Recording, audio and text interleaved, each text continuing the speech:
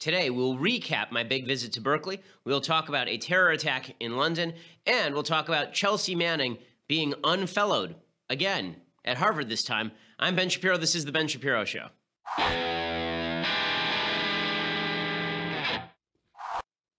So if I look a little bit tired, it's because I'm a little bit tired. It was a late night last night. Had to take an early flight back so that we could do the show for you here today. And I'm going to recap everything that happened at Berkeley in case you missed it, because it was a lot of fun. I think that it was great. I also want to talk to you about this new London terror attack. Thank God nobody's been killed, but 22 people were injured when some terrorists, we don't have an identity yet, but it looks like a member of a possible terror cell, put basically a bomb in a bucket, which is inside a bag, and then it blew up inside a train, but it malfunctioned, thank God, and injured a bunch of people, but didn't kill anybody. We'll give you all the background on that. But before we get to any of those things, first I want to say thank you to our sponsors over at Quip. So, you know, one of the things that a lot of people don't consider when they think about brushing their teeth is that brushing your teeth actually affects your entire body health. Like, there have been studies that show high correlation between brushing your teeth, making sure that your teeth are properly cared for, and things like heart disease. Well, this is why you need Quip. Quip is a new company that's refreshing the way people brush their teeth. It's an electric toothbrush that packs premium vibration and timer features into an ultra-slim design that is half the cost of bulkier brushes. Very easy to travel with. Usually when I have the electric toothbrush that was not Quip, then I couldn't take it with me on the road. Quip is basically the same size as a normal toothbrush. You take it on the road with you. It's battery powered, and it's just terrific. You can subscribe to receive new brush heads too on a dentist recommended 3-month plan for just $5, including free shipping. Because how many times you've been at home and you don't remember when's the last time you actually replaced your brush head and you just forgot about it? Well, now Quip makes sure that you get the brush head when you need it. It is backed by all of the leading dentists. It starts just $25. So right now, go to getquip.com/Shapiro. That is quip.com/Shapiro to get your first refill pack free with the Quip electric toothbrush. That's your first refill pack absolutely free at quip.com/Shapiro. Getquip.com/Shapiro. Go check it out. And again, when you use /Shapiro, you get that free first refill pack. So that should take you for at least 3 months beyond the original brush, which is pretty awesome. So check it out. Keep your teeth clean. It's great. Okay, so let's start with the London terror attack, because that's obviously a bigger international news than what happened at Berkeley. So in London, as I say, there was a terror attack. It is not clear who perpetrated the terror attack as of yet. I don't think that it would be idle speculation to suggest that it is highly probable that this was some sort of Islamic terror cell. The reason being that this is exactly in line with the sort of attack that Islamic terror cells have done in the past. That could be wrong. And as I say, if it's wrong, I'm happy to correct it. But the fact is that we've had situations like this in the past in London. Just back in late October, I believe, there was a situation like this in which somebody tried to bomb the subway, and it ended up being a guy who was a new convert to radical Islam. According to The Sun, terror cops probing the Parsons Green attack have no idea who detonated the bucket bomb that injured 29, so they've raised the number, on a rush hour tube train today. The Met Police denied earlier reports that a suspect for the cowardly terror act had been identified using CCTV, and you can see a picture of the bomb here. This is what it looks like. It's obviously got wires coming out of it. Whenever there's an explosion, the first thing people think is it a bomb? Well, obviously, this is pretty clearly a bomb. So President Trump immediately takes to Twitter and begins tweeting things out. So this is where, you know, I agree with Trump's general sentiment, but I wish that he would wait for more information, because he's the president, I'm not. And me speculating, not quite the same thing as the president, because the president has inside information. And so people in Britain were a little upset with him, because here's what he tweeted. Another attack in London by a loser terrorist. Okay, fine. He said, these are sick and demented people who are in the sights of Scotland Yard. Must be proactive. It's that second sentence that's a problem for some of the folks in London, saying, why are you giving away classified information on Twitter? Right? How do you know that they were in the sights of Scotland Yard? He says, loser terrorists must be dealt with in a much tougher manner. The internet is their main recruitment tool, which we must cut off and use better. Okay, well, I don't know what that means, but sure. And then he finishes by saying the travel ban into the United States should be far larger, tougher, and more specific, but stupidly, that would not be politically correct. Maybe he should talk to the president of the United States about that. You know, somebody who could actually promulgate an order like that. Look, none of this is to rip on Trump, really, because I think that Trump's general sentiment, which is that the West needs to get tougher on terror, is obviously true. And I've seen the left go nuts over these tweets. Again, I think the critiques I just gave of the tweets are measured, but real. But they have not gone nuts over Sadiq Khan, who's the London mayor, who continues to go out there and say things like, terrorists will not divide our community. Terrorists will not ruin our multicultural city. Again, if that's your top priority in the aftermath of people nearly being murdered on your subway, then I would suggest your priorities are not in order. The fact is, the reason that a lot of people trust Trump on terror is because it seems like his priorities are straight. He's much less worried about the sensitivities of the multicultural crowd than he is in finding, killing, imprisoning terrorists. And that's what the government is there to do. The government is not there to foster multiculturalism. The government is there to protect your right to life. And if they're not doing that, they're not fulfilling their most basic duties. So for all of the talk about how Trump is the bad guy today, all I would say is that London has seen, this is now the 5th major terror attack in London over the past 9 months, over the last 10 months. 4 of those 5 were Islamic terror attacks, and Tariq and the head of the London mayor, Sadiq Khan, has done a pretty terrible job of tamping all of that down insofar as he has the power to do so. Okay, so now I want to talk about the speech at Berkeley last night. So to lead off, I think that it's important to note a few things. First of all, there's a temptation on some parts of the left, on some parts of the more radical left, to immediately label everybody on the right a white supremacist Nazi to justify violence. Last night, the city of Berkeley and UC Berkeley spent $600,000 on security for this event. $600,000 on security. That's an enormous amount of money. They had 700 police officers out there lined up around the buildings. They had state troopers on call. Okay, they basically showed up with a small army. And the reason they did that is not because of me. I'm not a particularly threatening fellow. I haven't been in a fight since I was like 15 years old, 16 years old. Okay, the idea that I was going to show up at Berkeley and start shattering windows is utterly insane. But in order for some members of the radical left to justify the sort of activity that they've been pursuing for the last year, they have to declare that everyone who shows up in Berkeley who's slightly to the right of Glenn Greenwald must therefore be a terrorist Nazi sympathizer. So one of the people who said this yesterday on Twitter was a guy named Tariq Nasheed, who considers himself an anti-racism activist. Tariq Nasheed is also the dolt who put out an anti-racism organization with a logo that looked exactly like a swastika. And everybody on Twitter started laughing at him, and then he got sad and took it down. Anyway, here is what he tweeted. He tweeted, "Suspected white supremacist Ben Shapiro, who tries to mask his racist rhetoric by claiming to be Jewish, is in Berkeley now. Hashtag Ben at Berkeley." Yeah, there are a few things wrong with this tweet. Suspected by whom of being a white supremacist? By whom?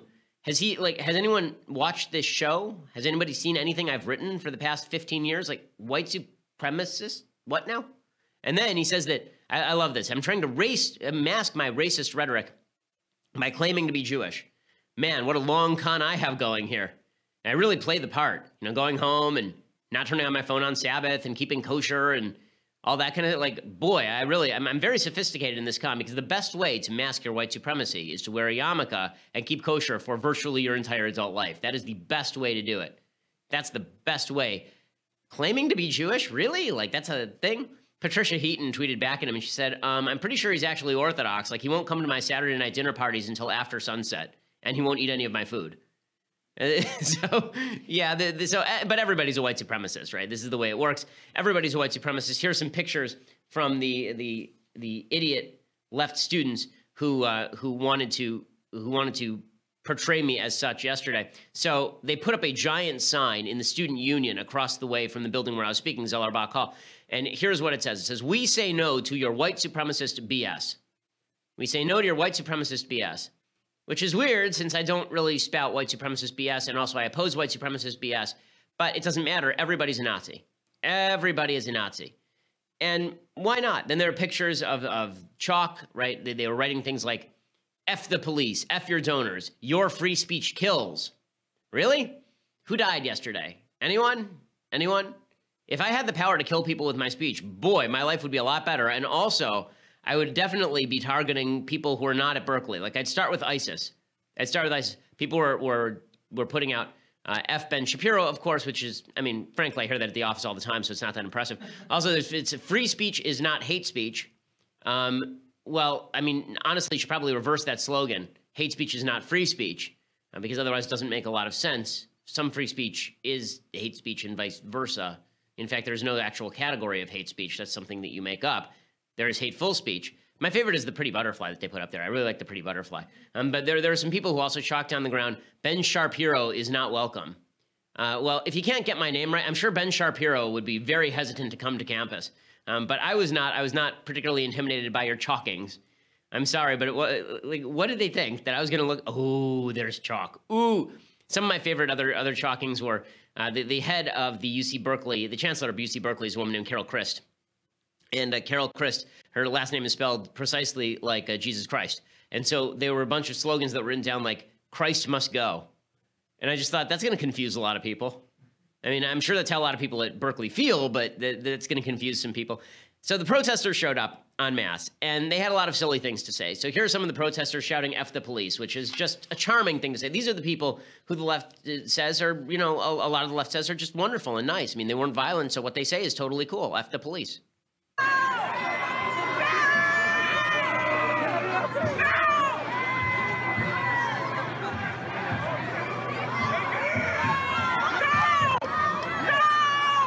Okay, so they're shouting at the cops. And then, this is my favorite, the protesters started chanting, speech is violence.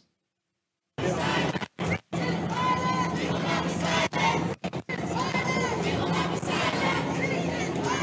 are laughing at them from down below because this is idiocy.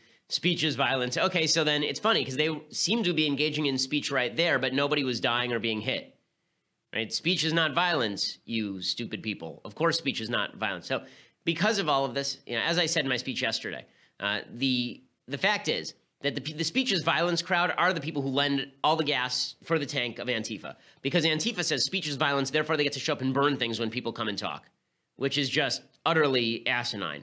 And so Antifa shows up where a lot of these people show up, and there's some crossover between the two groups. Now, I want to get to show you the security arrangements yesterday because they truly were unbelievable. I do want to compliment Berkeley on their security arrangements. I think that they made some mistakes as far as crowd control with regard to people coming into the building. That's not the fault of the police, but you know they ruled out the top half of the auditorium. We had over 3,000 people who wanted to come, well over 3,000 people. There are a bunch of liberals who tried to claim tickets and then didn't show up. And instead of handing those out to a standby line of 150 or 200 people, the police instead seized the tickets. So the room, which would have easily fit 2,000, and we had 3,000 people who wanted to come, it ended up being about 800 people instead, which is the fault of the UC Berkeley administration. But the security was really amazing, and I'll show you some pictures in just a second. But first, I want to say thank you to our sponsors over at the U.S. Concealed Carry Association. So it's the middle of the night, you hear glass shattering, it's somebody at your front door, and they're trying to break in. You go to your safe, you take out your gun, here comes the intruder, and you shoot them. That's the end of the story, right? Well, not so much, because when the police arrive, they don't shake your hand. They put you in the police car, they take you away, they have to interview you, interrogate you, they may arrest you, even if you did the right thing. And that's why you need to know exactly what you should and should not say to the police. It is the single most important thing you can discover today that could mean the difference between freedom and a jail cell, even if you do the right thing, especially if you do the right thing. Go to defendmyfamilynow.com, and over at defendmyfamilynow.com, you can claim your copy of the USCCA's free guide that will uncover the 6 things you didn't know would happen when the police arrive. And it goes through all the things you need to know about what to tell the police, about what you are likely to experience with the police, the 6 things you didn't know would happen when the police arrive. Go over to defendmyfamilynow.com. You get that for free. It's like 160 pages of good advice. Defendmyfamilynow.com. Go over and check it out. USCCA provides you all the protection that you need in case you actually have to, God forbid, use a gun in self-defense. Okay, so I want to show you some of the security that UC Berkeley committed to. And good for Berkeley. Good for Berkeley. Good for the PD. I can tell you, I was speaking to one of the police officers yesterday, and the police officers were basically saying, we have been waiting to be unshackled by the politicians for well over a year. We have been waiting for years to truly be told that we're allowed to do our jobs. We've been waiting for it. There's one police officer. I spoke to a bunch of police officers yesterday. There's one police officer. Thank you to all the police officers who provided a safe, secure place for free speech to flourish. One of the police officers said, I got to be honest with you. Like, if Antifa shows up, I'm not going to be disappointed, because they were out in force. Okay, this is some tape of just the police officers arriving to move around Zellerbach Hall, the place where I was speaking. Look at this. Okay,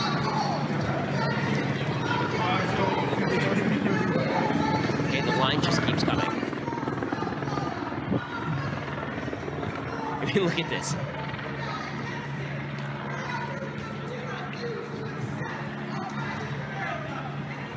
Hundreds and hundreds of police officers. And Antifa couldn't do anything, right? Because all the police officers were there, as well they should have been. Antifa was stymied. The police officers had been told that if they saw anyone with a mask, they were to immediately arrest them. Also, you're not allowed to carry weapons within a certain radius of the hall. So there were 9 arrests last night. It's amazing. The police is saying, well, there was no violence at this event last night. It was a peaceful protest. Imagine if there had been 9 people arrested at a Tea Party protest and what the headlines would have been. It wouldn't have been peaceful protest or largely peaceful protest. 9 people were arrested last night. This was one of the arrests last night. There was what Berkeley side called a big kerfluffle. A man shoved a woman and police immediately rushed in and arrested the guy. And there were 9 people arrested. I'll have to show you at some point the clips, the pictures of these people. They're definitely from among life's winners. They are some of the saddest looking human beings that you have ever seen. Here is the security was top notch, and it needs to be top notch because this is what happens. If you don't nip violence in the bud, it grows. And I hope that the security is just as good next week when the so-called Free Speech Week shows up, when folks like Milo and Bannon and Coulter show up. I disagree with them strenuously. I think Milo, as I've said many times, is a blot on the conservative movement because he's not particularly conservative and also because he's a provocateur and says some pretty terrible things. But does he have free speech rights in Berkeley? You bet your ass he does. And I hope the police provide him and the rest of Free Speech Week the same sort of protection that they provided me. I assume that they're coordinating. If they're not, then the police should make that clear. But obviously, if this is the sort of security that's necessary in order to preserve free speech at Berkeley, this is the sort of security that's necessary until it's no longer necessary. It has become largely necessary, again, because what Antifa likes to do is they hide in crowds. They use terrorist tactics. They hide among civilians, and then when the time is ripe, they pull a mask over their face, rush out, do violence, and rush back into the crowd. And then they take off the mask, and they take off their jacket, and then it's hard to identify them. The police were told right away, if there's a problem, you grab them. And that's exactly what happened. There was no violence. The speech went off just fine. And the speech itself, I think, was fun. I enjoyed it. I'll show you a couple of clips from the speech. You can go to our YouTube page where we've posted it, and you can watch the entire thing. There were over 100,000 people watching it in live time last night simultaneously. It already has well over 500,000 views. Here is a little bit of the beginning of the speech where I talk explicitly about Antifa. Thanks to Antifa and the supposed anti-fascist brigade for exposing what the radical left truly is. All of America is watching because you guys are so stupid. It's horrifying, I am grateful, and you can all go to hell, you pathetic, lying, stupid jackasses. So, yeah, I didn't hold back on them particularly much. I also went after the alt-right a little bit later in the speech, so the media is funny. There's some folks on the left who continue to maintain that I'm alt-right, which, again, you have to be an insane person to believe this. You have to be functionally illiterate to believe this. But I did spend some time going after the alt-right because that's the right thing to do, because alt-right white supremacism is idiotic and evil. But I think that the clip that is the most popular today is this clip of me debating abortion with one of the students. Oh, we don't have that one. If you want to see that one, then you're going to have to go over to our YouTube page. It's on our Facebook. It's on our Twitter. It's going viral, so you should go check that one out because that one's very popular. Maybe we'll play it on Monday. So we'll make sure that we have it then. But please go over to our Facebook. It's a good reason to subscribe to our YouTube channel. Go over and subscribe to our YouTube channel, and you can go see that particular clip. How frustrated were the folks at Antifa? Well, this video is going around. I hope it's real. Maybe it's fake, but if it's not, I hope it's real. Of a black bloc guy trying to lift up a trash can because he wants to hurl it through a window. He neglects to see that the thing is bolted down to the cement.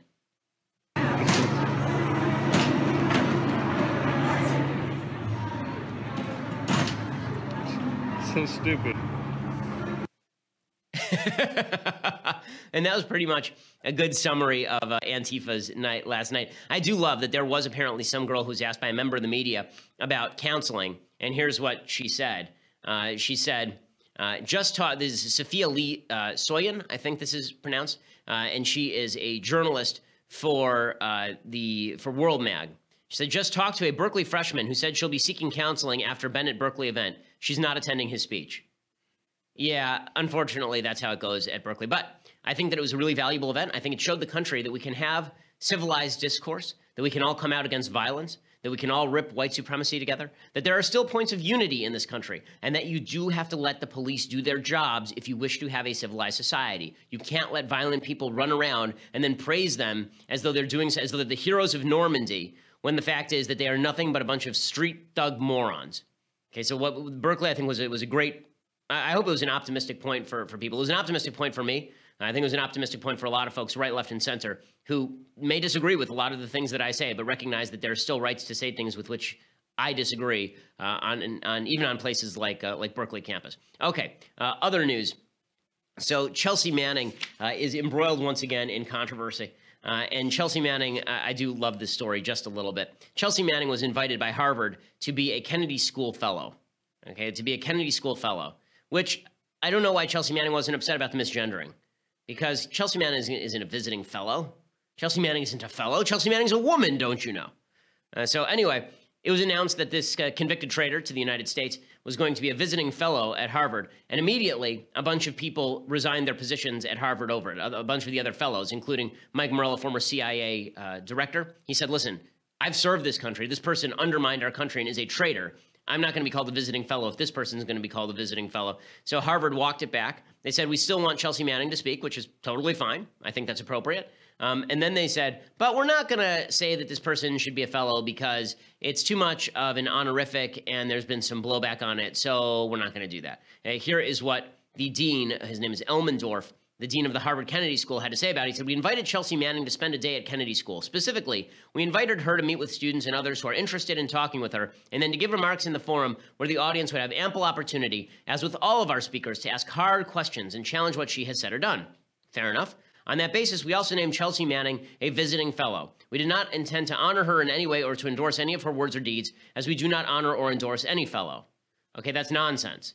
Okay, I've had fellowships at particular institutions before. I was, for example, a Publius Fellow over at Claremont Institute. Okay, that was an honorific. Of course it's an honorific. They were idiots to give an honorific to Chelsea Manning. I speak on campuses all the time without honorifics.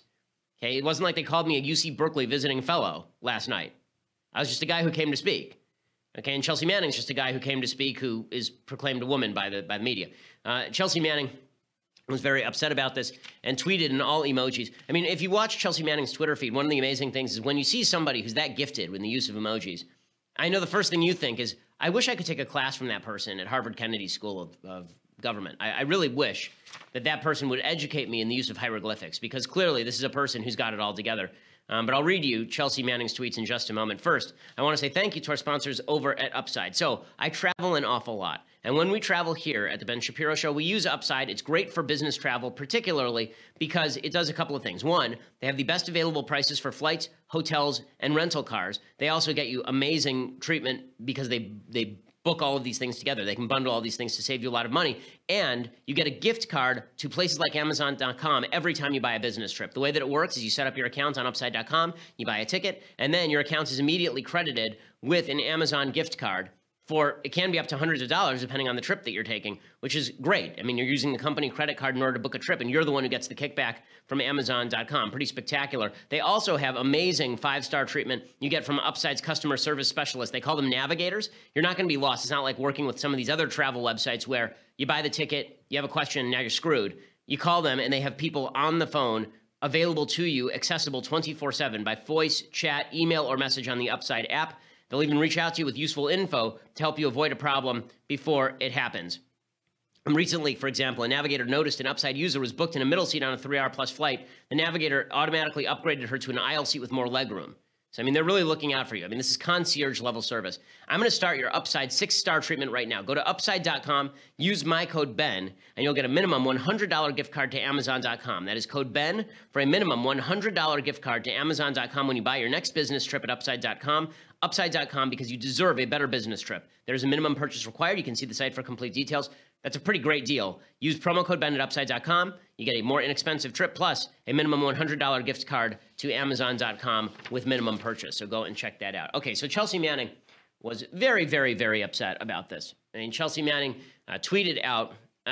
First of all, I'm always confused by Chelsea Manning's Twitter handle. Like, if you're saying that you're a woman, then why is your Twitter handle XYChelsea? Which technically means that you're a man. At one point, I'm going to have to go through a full explanation for why biological men are biological men and why biological women are biological women, but I assumed everyone had taken 5th grade biology. In any case, Chelsea Manning tweeted out, honored to be first disinvited trans woman visiting Harvard fellow. And then it's a weird, sad/happy emoji. They chill marginalized voices under CIA pressure. Sunglass emoji, rainbow emoji, heart emoji, hashtag we got this. Genius. I mean, as a graduate of Harvard Law School who went there because I got 176 on my LSAT out of 180 and graduated summa cum laude from UCLA, I know that when I think intellectual caliber, I think heavy-duty intellectual caliber, I think Chelsea Manning. Chelsea Manning. And then Chelsea Manning tweeted, so Harvard says Sean Spicer and Corey Lewandowski bring something to the table and add something to the conversation and not me. and then the sunglass emoji, rainbow emoji, heart emoji, hashtag we got this. I don't understand what we got this is supposed to mean.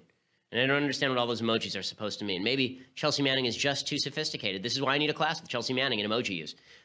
Okay, so am I a big fan of Sean Spicer or Corey Lewandowski particularly? No, but they do bring something to the table. They are not traitors. They're not traitors to the United States.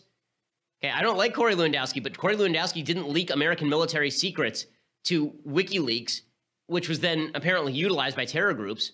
They've got to step up on you, dude. I mean, like, really, let's be frank about this, okay? Chelsea Manning would still be in prison if it were not for the fact that Chelsea Manning is trans. That is legitimately the only reason that Chelsea Manning is out of prison right now. The opposition to Chelsea Manning, then Bradley Manning, began long before Bradley Manning identified as a woman.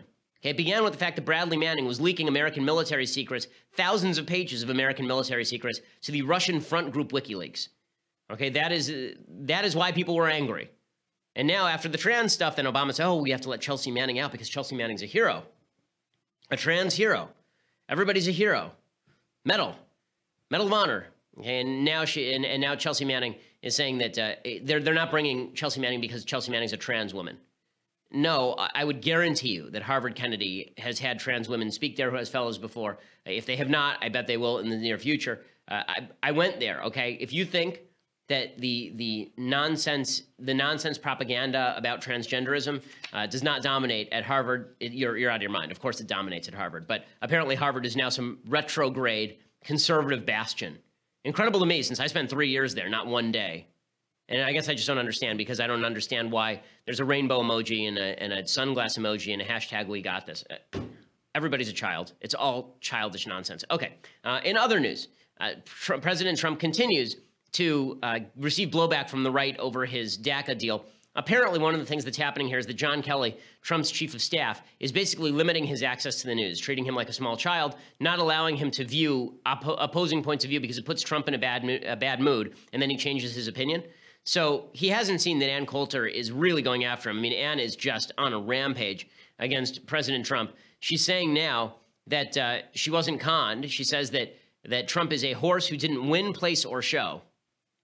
She said yesterday that maybe he ought to be impeached. She said, this guy is like a couch. He picks up whatever the person sitting on him is wearing. So whatever his audience wants him to say, he says, which is why some of us have been concerned. Okay, I like that. I've been friendly with Ann for 17 years. I've known Ann since I was 16 years old. You know, Ann is a very charming person. When Ann says that some of us have been concerned, like, listen, I'm glad that Ann has a standard. She has more of a standard than a lot of people on the right who back Trump just because he's Trump.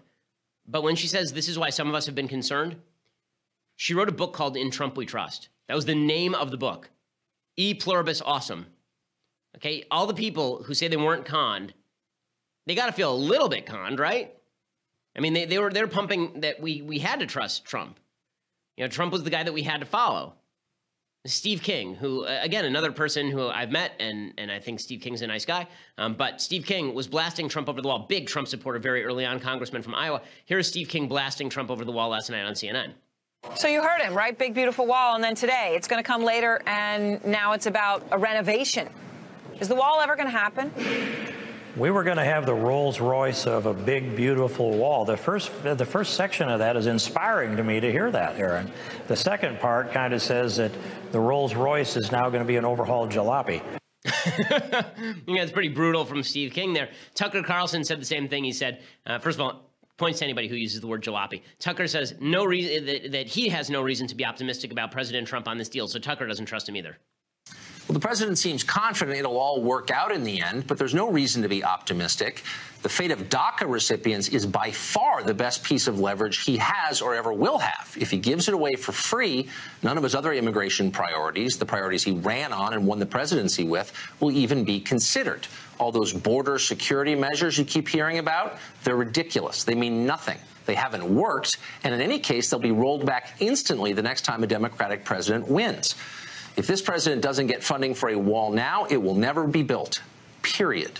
Okay, so, I mean, Tucker is going after him really hard there, and for a reason. Okay, John Podesta, who hates Trump, right? John Podesta was Hillary Clinton's campaign manager, and he's out there in all of his weirdness saying that it's great that Trump wants border protection. We'd give him that. We'd love to give him some new border protection, for sure. John Podesta.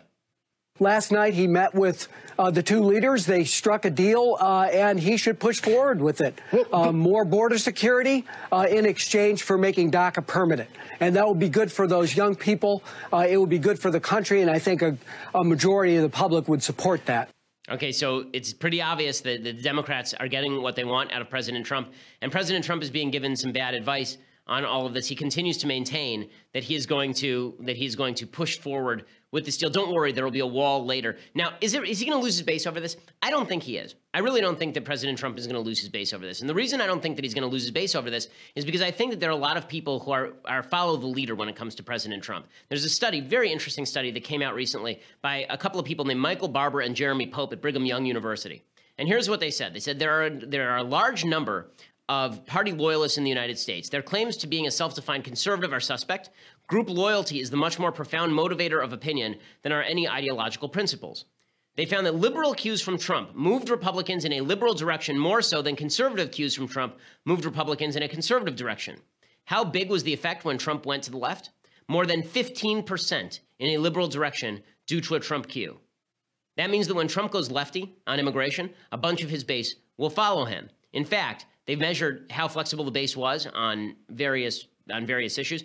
The base was least flexible on guns and abortion. Those were the two issues where they were least flexible. They were the most flexible on immigration and climate change. Right? And those are the issues, and immigration particularly is the area where Trump is now moving. So will he lose his base? I think that it's a mistake to look at Steve Bannon or Ann Coulter or Tucker Carlson and say, these are the people who are demonstrative of the fact that Trump's going to lose his base. I don't think that Trump is going to lose his base over this, and I think Trump knows it, which is not a good thing, right? This is the problem with not following ideas, following people instead. Okay, so I quickly want to say thank you to our friends over at Tracker.com. So one of the things I definitely did not have to worry about when I was headed up to Berkeley is losing my keys. The reason I didn't have to worry about losing my keys is because I have a tracker on my keys. The tracker device is a coin-sized device. You stick it on your keys, you can put it in your wallet, and it beeps when you alert it from your phone. So you never have to lose your keys again. You never have to spend half an hour looking for your keys and then you're late to your appointment because of it. Okay, it's really helped my marriage because my wife loses her keys and her phone particularly a lot. It works in reverse too, by the way. One of the cool things about the tracker program is that if you hit the tracker button and you don't know where your phone is and your phone is on silent, we've all had this problem, the tracker program overrides that and rings anyway. It rings your phone even if your phone is on silent, which is just terrific because how many times have you lost your phone and then you can't find it and you're trying to ring it with somebody else's phone and you can't, that's what Tracker is for. That's what Tracker does. Tracker has changed everything with the all-new Tracker Pixel, and you won't have to worry about losing anything ever again. Go to thetracker.com, thetracker.com. It's TRACKR.com, thetracker.com. Enter promo code BS to get 20% off any order. That is thetracker.com, promo code BS, my initials, not the other.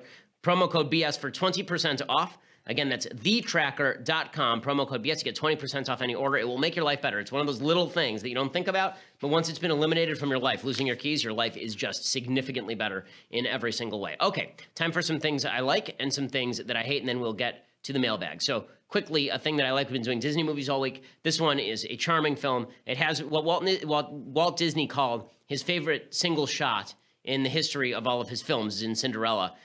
Here is a little bit of the preview.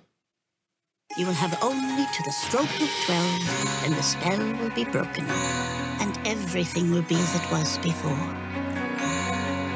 It's like a dream, a wonderful dream come true.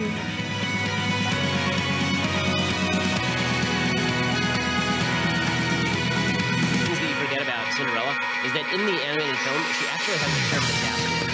So you tend to think of her as pretty milquetoast character, Cinderella, but in this film, she actually gets kind of sassy with the stepmother a little bit, and it's rather charming. The single favorite shot, which we didn't show in this preview, is there's the shot where she's wearing her torn dress because the stepsisters and the stepmother have torn up her dress, and then the fairy godmother shows up, and you see the magical bolt come from her wand, and it goes all the way up and around her dress, and then it comes down, and when it comes down, she's wearing a new dress. That was Walt Disney's he said that was his single favorite shot in all of his movies, so that's kind of a cool thing. Okay, yeah, there it is. We can show that shot. That's a neat thing. So here's the shot. Can we play that? Yeah, there we go. This shot. Yeah, it's a beautiful shot, very cool. So, okay, other things that I like, and Tucker Carlson dismissed an Antifa professor who was apparently half giraffe on his show, and it was pretty amazing. Here was Tucker going after a person who must be in the Guinness Book of World Records for longest neck in human history. I mean, it's pretty impressive.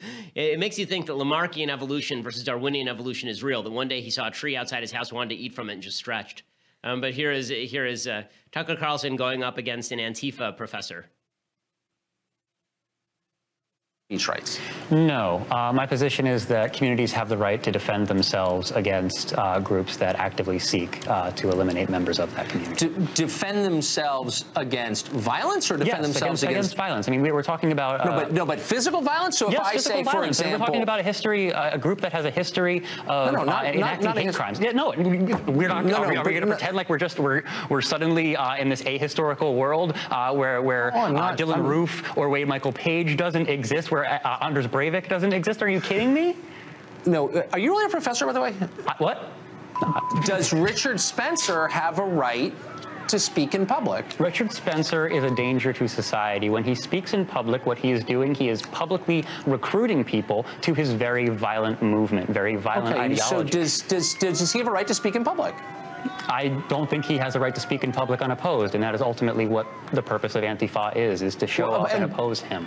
But it's not opposition. You shut people down, you prevent them from speaking, and you commit violence against them. I know a number of people, well, don't tell me it's untrue, I know people who have been knocked down and beaten by people from Antifa. So that is true. It does happen. We have it on tape. We just roll the tape. Right. So you're saying, is that justified? Yes. I believe that communities have the right to defend themselves against threats to their community. Against ideas they don't like. No, they have a right to commit violence. People who have explicitly said that they want to eliminate those people from our society. But you're conflating violence with ideas. No, if I have not raised my hand to strike you, you have no right to strike me. But in order to raise your hand to strike me, you have to think that you're going to strike me. And when you are going out in public as a protester, explicitly saying that you want to eliminate most of the people from this country, I believe most of the people in this country have the right to say, no, that's not okay. Okay, but you absolutely have a right to say it's not okay. What you don't have a right is to prevent me from saying what I think, even if you disagree, and you definitely don't have a right to commit violence against me. And you're blurring the lines there. And by the way, don't you work at a criminal... Yes, I'm in an economics department, yeah. It's hilarious. Okay, you don't have the right to do that. You have the right to make a counter case. So do you see the distinctions for a while, but eventually this professor went loping off to the savannah to graze with the rest of the herd. So Tucker Carlson went on safari and bagged himself a giraffe. So I want to talk about some things that I hate, and then we'll do the mailbag. But first, you have to go over to Daily Wire and become a subscriber. For $9.99 a month, you too can become a subscriber. You can be part of the mailbag today. If you go on and use your credit card really, really fast, then you can be part of the mailbag right now, because we do take live questions on the mailbag. We, by the way, are having a special town hall Q&A on the website next Tuesday. You'll get to be part of that as well when you go and subscribe for $9.99 a month. You also get Michael Knowles' show, you get Andrew Klavan's show, and you get to be part of their mailbags as well, which is pretty cool. Plus, you will also get the website without ads. You get to listen to our show later without ads if you want. And if you get the annual subscription, you get this, the very finest in all beverage vessels. This thing, I mean, let me just tell you, the power that flows through you from holding this vessel. You think I'm very good at debate? There's only one reason for that, because I once held a Leftist Cheers hot or cold tumbler that we produced 5 seconds ago. You need to go get it for $99. You can have one of those, and you will enjoy it the rest of your days. So go over and subscribe, or go to YouTube. Make sure that you hit subscribe to YouTube. You can watch the videos from Berkeley last night. All of them are interesting and good. So go check that out. We are the largest conservative podcast in the nation.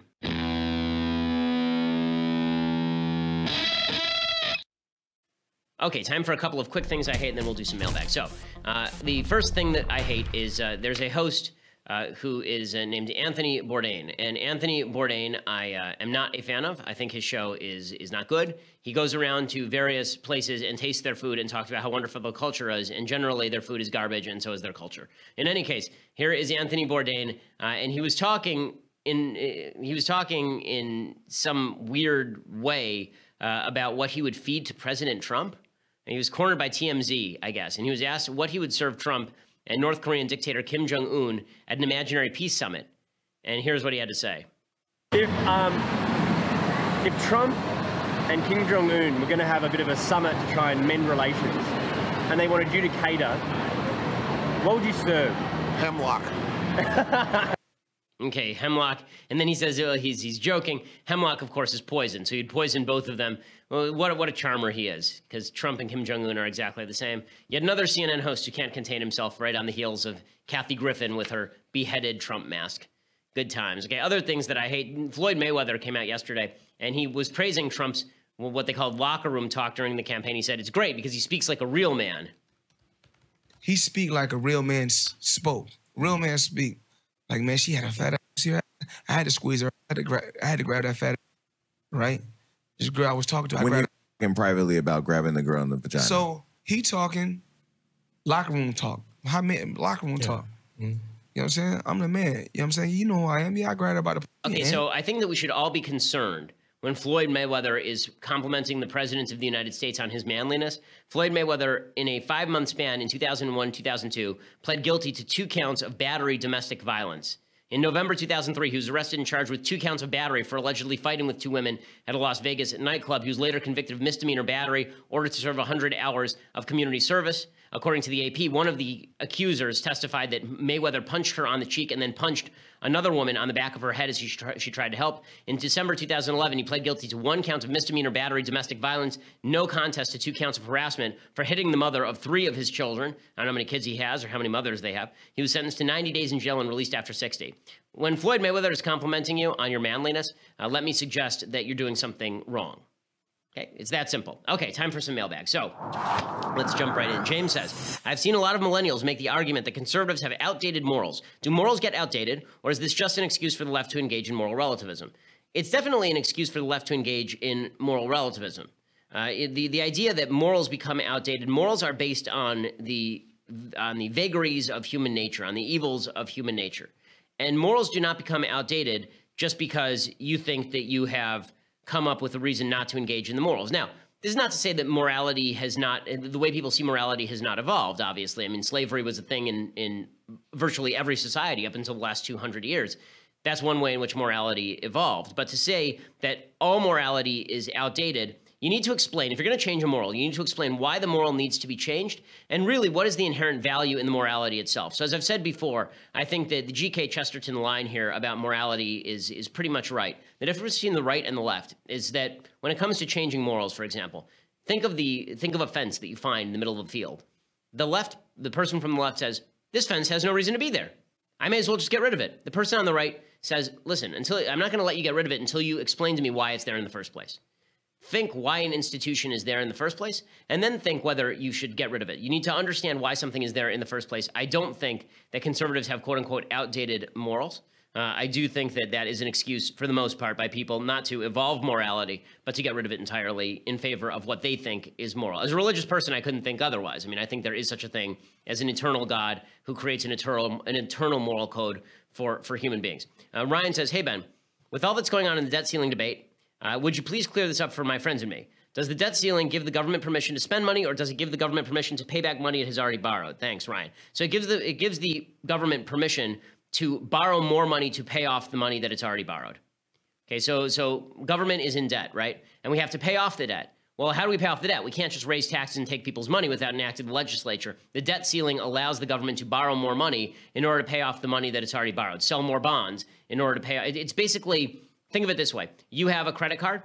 You have a credit card bill that's due. You don't have any cash in the bank. What do? You go find a 0% APR credit card. You transfer the balance from your first credit card to the 0% APR credit card, and then you try and make a living and then pay it back. That's what the debt ceiling really is. So does the debt ceiling have to get raised? It has to get raised unless you're going to immediately cut expenditures. But is it also something that should be used as a leverage point in order to cut future government spending? I believe it is. Jacob says, what is your view on the privacy versus security debate? And how do you feel about the sentiment of tradition being used to fill voids in the Constitution? Well, when it comes to filling voids in the Constitution, my general view is that you have to rely on the people of the United States to fill those voids, as opposed to trying to rewrite the Constitution in the name of your own personal values. Like Jacob suggests Griswold versus Connecticut and Bowers v. Hardwick and Roe v. Wade. Griswold versus Connecticut, which is a ruling that says that contraceptive use is a private thing, and therefore it's protected by the Constitution. there's two questions you're asking. One is a constitutional question, and one is a question about how I feel personally about privacy versus security. I don't think the state has a role in regulating what you do inside your bedroom. That's not the same question as whether the Constitution prohibits a state from invading that space. And the answer to that is that the Constitution is silent about whether a state can ban contraceptives for unmarried couples, for example. So that means that the state can do that under the Constitution. Now, you may have a state constitution that says differently, but this is why in a republic you have a legislature. If you don't like that policy, elect people to overturn that policy. Nathan says, hey, Ben, my wife and I have been trying to have a baby for some time. It looks like we'll need to go the route of IVF. My concern is that part of the IVF process is fertilizing a significant number of eggs, which means we'll either need to have many babies or eventually destroy the excess fertilized eggs. I'm not sure what the moral thing to do here is. I'm extremely pro-life, but also pro-a-happy wife. Thoughts? Well, here's my thought. You know, IVF is morally complex because the obvious intent is to create a child, not kill one. But if you believe that life begins at conception, then that means that you are better off, from a moral point of view, using in vitro to fertilize, say, as many babies as you're willing to have at one time. And then some of them will implant, some of them won't. But what you shouldn't do is fertilize a certain number of eggs and then kill some off purposely because you don't want to use those eggs. That seems to me to be a serious moral quandary. Daniel says, do you think all great empires or civilizations fall for the same reason? If America ceases to exist at some point in the future, what do you think would be the primary factors of the downfall? Well, no, they don't all fail to exist for the same reason, but reality basically hits all civilizations. And depending on how the civilization is constructed, it hits the civilization in a different way. If America ceases to exist, I think the primary factor in the downfall would probably be the overreaching government, the overreaching federal government that sees fit to invade all of our lives and all of our money and all of our property ownership and all of how we run our businesses. I think that will cause the collapse because people will simply not want to abide by those rules. Joshua say, hey, Ben, I'm in nerve. How do you feel about asking for the father's permission before proposing? Thanks. Okay, so if your fiance wants you to do it, do it. I feel I have to say this is one area where I may have changed my opinion because I'm now a father. So that sort of changed things. I remember my wife really wanted me to ask her dad's permission as a traditional thing because her dad is Moroccan-Israeli. And she thought it would mean a lot to him. And I really was annoyed with it because it was like, you're old enough to get married. What happens if he says no? Like if he says no, I'm still marrying you. So what's the point of this little charade? But as a sign of respect, I think it's probably a good idea. So you should probably do it. Daniel says, hey, Ben, if you had to choose a country to live in that wasn't the USA or Israel, where would you choose to live? Well, I mean, I really only want to live in the United States. I think that Australia, I like English-speaking countries, to be honest with you. Australia, Canada, Great Britain. Italy's a beautiful country. I really like Italy a lot. Italy's a really pretty country. There are a lot of, but I have to admit that I am not the most well-traveled person. I've been to England and I've been to France and I have been to Italy, but that is about it outside of the continental United States and Hawaii. Also, I was in Israel for my wedding. Okay. Let's see. Clayton says, do you think religious leaders should openly share their personal political views on specific issues or candidates on platforms like Facebook and Twitter, or is that unethical? Well, I don't think it's unethical. I think that it's actually good to know where people stand politically. What I do think is unethical is for religious leaders to actually hide the religious point of view on political issues. That is unethical. The whole point of religion is to help promulgate values. Politics have a values intersect very often. And if you are hiding politics in religion in order to not alienate some of your group, that's because you're doing a bad job as a religious leader. Thomas says, should new parents such as myself be worried about sending our young children to public schools? Pending the recent news of gender swapping, indoctrination, and other far-left ideals that seem to be growing in the public education system, is private or homeschooling the way to go? Listen, I've always felt that private or homeschooling is the way to go if you can afford it or if you can spend the time. There are many good public schools, by the way. I went to a public school that was really great called Edison Elementary School in Burbank. I went to one that was not as great called Walter Reed in North Hollywood.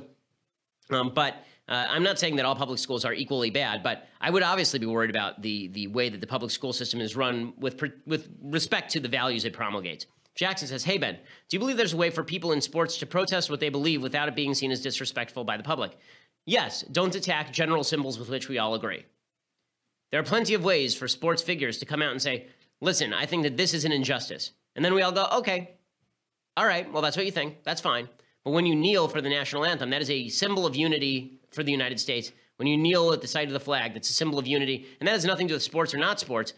I would suggest, however, that, you know, if you are a sports figure and you want to get political, you should know that comes with a cost because you are stepping outside your area of expertise.